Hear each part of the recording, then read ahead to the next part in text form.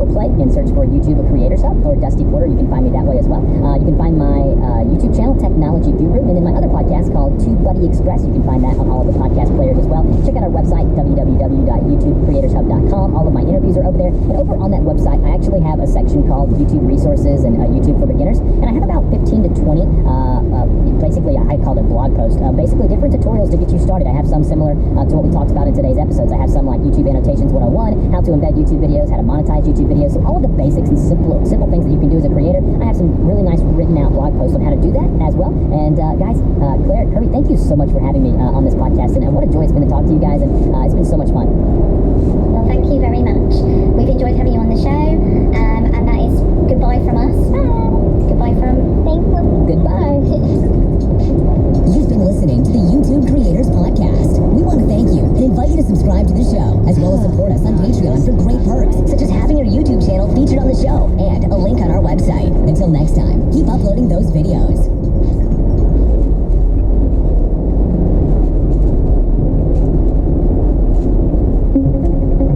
Welcome to the YouTube Creators Hub Podcast, where we help you conquer the internet one video at a time. We cover everything from how to start a YouTube channel to how to make a video go viral. And now, here's your host, the one and only Dusty Porter. Hello and welcome back to episode 80 of the YouTube Creators Hub Podcast. My name is Dusty Porter, the host of this wonderful show. If you're a new listener, welcome. If you're an old grizzled veteran, welcome back.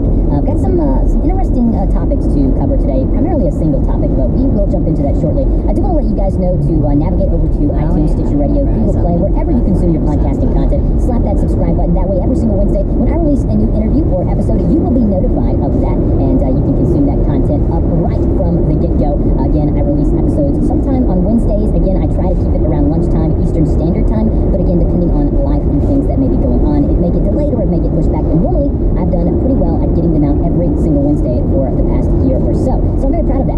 Also want to let you guys know that this show, as always, and I couldn't thank them enough, is always brought to you by the fine folks over at TubeBuddy, the tool that I use to make sure that my YouTube, I guess you would say my YouTube game is up to snuff, that it's the best that it can be. If you don't know what TubeBuddy is, you can go over to tubebuddy.com/techguru or /create, or click the link in the show notes if you want an easy navigation from where you are now, and you can check out the free browser plugin, and I promise you will not regret it.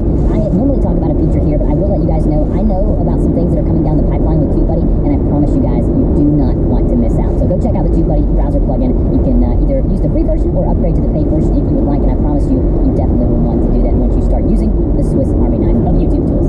Alright, so now all of that is out of the way. I want to preface today's episode by saying a couple of things. One, let me just go ahead and just say this from the get-go. Today's topic is going to be, and you probably know this already from the title of the show, it's all going to be about creating or making sure that your content is advertiser friendly, or ad friendly for short, whatever you want to say. There's a bunch of buzzwords going around the internet. Now, as a podcaster, it is important that we continually, consistently release the content that our audience, listeners, in the case of the podcast, are used to.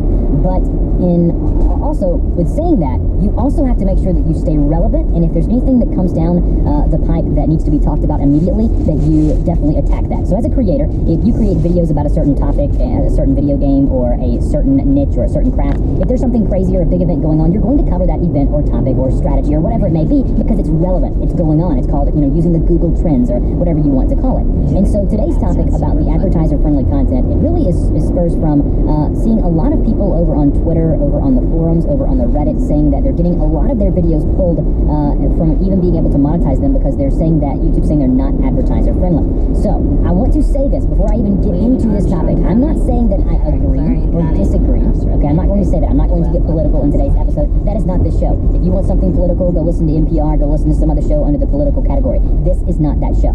This is a show to help you improve your online video presence. But in order for me to do a good and just job for that, I have to talk about making sure your content is advertiser friendly. So this all started when I saw a bunch of bigger YouTubers on Twitter tweeting out that almost all of their catalog of certain series and videos within certain playlists had been removed from being able to be monetized. And there was a note at the top of their video manager that said, these videos have been deemed not advertiser friendly. And these have been videos that have been on the site, on the platform for years.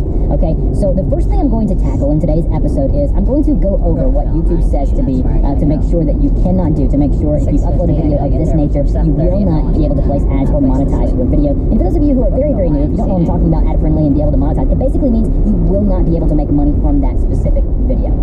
So let's just jump right into it, right? So underneath the category of content that is not eligible for advertising, topic 1 is controversial issues and sensitive events. So, for example, this would be recent tragedies or terrorist attacks that may have things that that YouTube deems as graphic or violent or whatever it may be. Again, if it's presented for news or documentary purposes, it may not be eligible for advertising given the subject matter. So remember, if you're covering hot topics around politics, around terrorist attacks, things like that, yes, you may have good intentions at heart, but understand that YouTube has to see it as if Coca-Cola buys an advertisement from YouTube, they're not going to want their advertisement being placed on top of a video that's just extremely gruesome and violent. So again, there is, in every one of these topics, okay, this isn't black and white. There are a ton of gray areas, and I understand that. I'm just listing out, okay, what YouTube says. The next category is drugs, dangerous products, or substances. This one's pretty self-explanatory. Basically, if you are, talking about crack cocaine, or if you're talking about heroin, or you're talking about something like that, you're showing someone using it or yourself using it, which would be really bad for you, beyond the YouTube thing, that's not going to be able to be advertised, all right? Okay. Next one would be harmful or dangerous acts. So they describe this one as video content that promotes harmful or dangerous acts that result in serious physical, emotional, or psychological injury is not eligible for advertising. Some examples they gave were like painful or invasive surgical or cosmetic procedures, pranks involving sexual harassment or humiliation. Again, all of these have a lot of gray areas. Now, this one's probably been the one that has been the most talked about, and that is hateful content. And this one's much longer than the other categories. It says video content that promotes discrimination or disparages or humiliates an individual or group of people on the basis of the individual's group's race, ethnicity or ethnic origin, nationality, religion, disability, age, veteran status, sexual orientation, gender identity, or other characteristic that is associated with systemic discrimination or marginalization is not eligible for advertising. I'm not going to get into that. I'm not going to dive into that. It's pretty self-explanatory. Now, this one, apparently people have been getting pulled for this one a lot more lately. Inappropriate language. If you're using curse words. Now, me personally, every piece of content I put out, I refrain from using profanity. Again, I'm not going to dive into why or why not do. From CBC Original Podcasts, this is Love Me, a show about the messiness of human connection. I'm Lou. Today's episode, Old Wounds. I have a scar on my right arm. 3 little dashes curved into an arch. They're teeth marks from my sister. When we were little, we fought a lot. Like, physically fought. Hair pulling, scratching, biting. I would sometimes show people my sister's teeth marks on my arm to prove what a terrible relationship we had. But recently, I had this moment where I was looking at this scar, and I had this odd feeling that my story wasn't entirely true. I'm pretty sure I had some kind of wound there. But now I wonder if it was just a little scratch that scabbed over. And then I picked, and picked, and picked at the scab until it scarred. It's like I wanted a mark on the outside. Something that would convey how much she hurt me on the inside.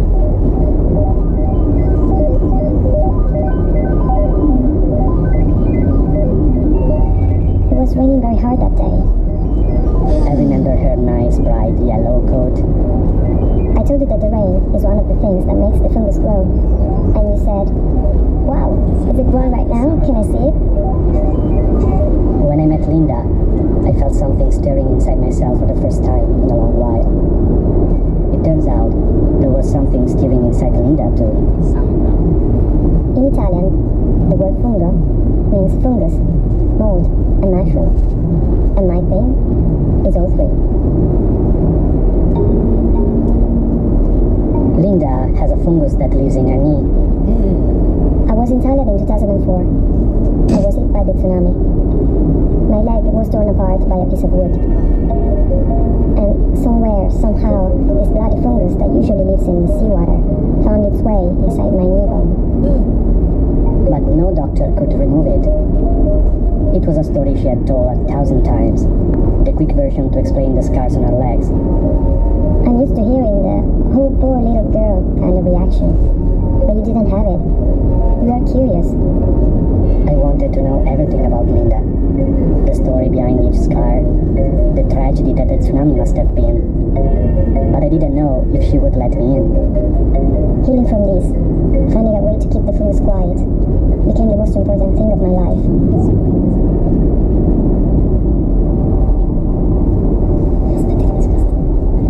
first time we were intimate. I had to be careful not to pull Linda's leg too high, not to push against the fungus, not to scratch the scars too hard.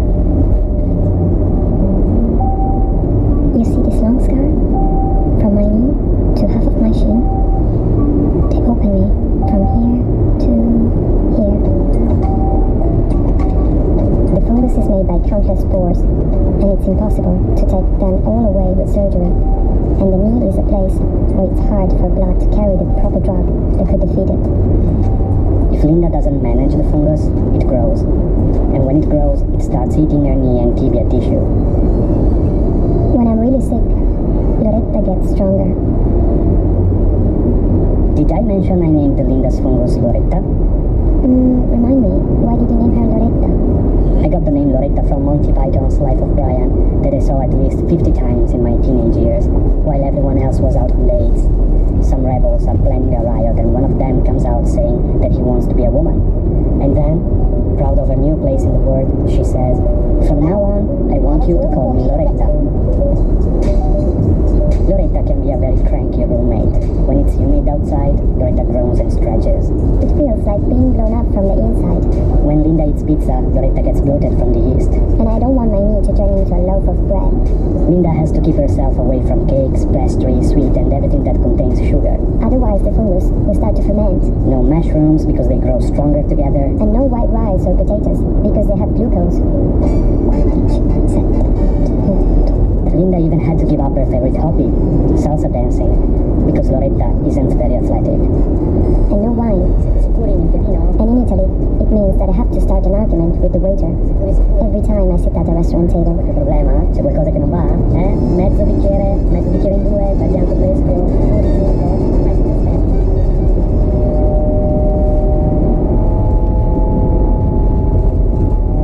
Hanging out with Linda, I found out that she and I could never be alone.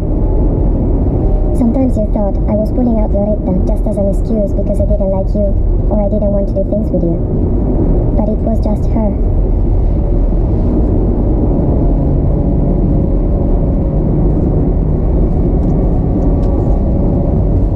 It was raining very hard that day. The air was full of water. When random people found me after the tsunami, I was sitting completely naked on a mattress that had been taken away by the wave. I rescued myself by climbing on it, pulling myself out of the water.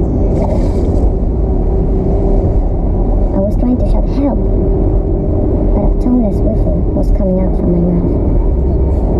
Someone carried her through the wreckage to a hotel. It was one of the very few buildings left standing after the wave passed through the island. Her legs were devastated by open wounds. One of her rescuers brought her a muddy bedsheet so she could cover her body. Somewhere, somehow, this bloody fungus that usually lives in the seawater found its way inside my knee bone. Loretta. You see this long scar? From my knee to... After I got back to Italy, it took me 5 years to walk again, to become confident in my legs, to accept my scars, and to feel normal again. They open me from here to here. My leg became the test for my potential relationships, letting people get closer if I felt they could make my life easier, and pushing them away when I thought they were not brave, patient, or understanding enough to handle what I was going through. Sometimes I water the plants on Linda's balcony, and I find some little mushroom in the plant's soil. It happened a couple of times that I started talking to them like a jealous father protecting his teenage daughter, saying, "Loretta isn't home. Go away. She has to study. She doesn't have time for you mushroom boys."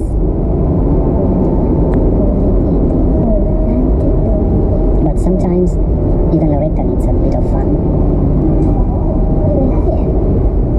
It's our anniversary, and after a lot of research, I found the most suitable cake for Linda to eat.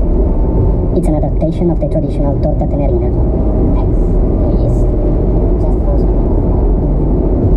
I spent 7 years of my life trying to get rid of my fungus, even if I knew I had to live with it inside me forever.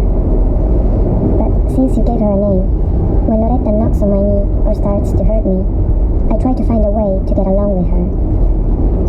Maybe she's not so evil. She's not the one who tore open my leg. She just crawled in there, looking for a home. Loretta found a home in Linda's knee. And the home is what I've also found. A home with a smart, brave girl living inside. A fancy bright yellow raincoat in the closet. Some plants to water on the balcony. And an oven. To bake a cake once in a while. To make life sweeter for both of them. To make life sweeter for all three of us. Linda, Loretta, and me.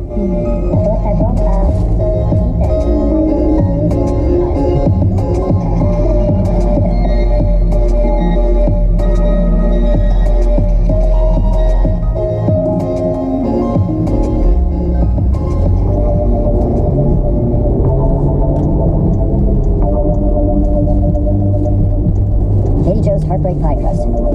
Makes one 9-inch crust. Here's what you'll need. 1 cup flour. 1/2 teaspoon salt. 1 tablespoon butter. 1/3 cup vegetable shortening. 1 medium heartbreak. Ice water. 1/2 cup. Preparation time, approximately 15 years. Okay, let's get started. Step 1. Place all ingredients in rolling pin in freezer at least 30 minutes before beginning. Step number 2. Meet Katie Jo in college. Should be beautiful, blonde, with a lyrical pro style. Make sure she's unavailable, preferably with a much handsomer boyfriend. Preheat to 425 degrees. 3. Sift together flour and salt. Step 4. When Katie Jo publishes first novel, combine unrequited lust with professional envy to form unattainable ideal of all that you desire. Step 5. Using fingers, knives, or biscuit cutter, cut butter and shortening into flour mixture until fats are broken up into nodules the size of champagne grapes, handling dough as little as possible. Step 6. Correspond with Katie Jo regarding writing, books, relationships, etc. for approximately 1 decade. Reduce heat. Simmer through 2 marriages. Step 7. Mix ice water into flour mixture, spoonful by spoonful, until dough can form a ball. This is a crucial phase.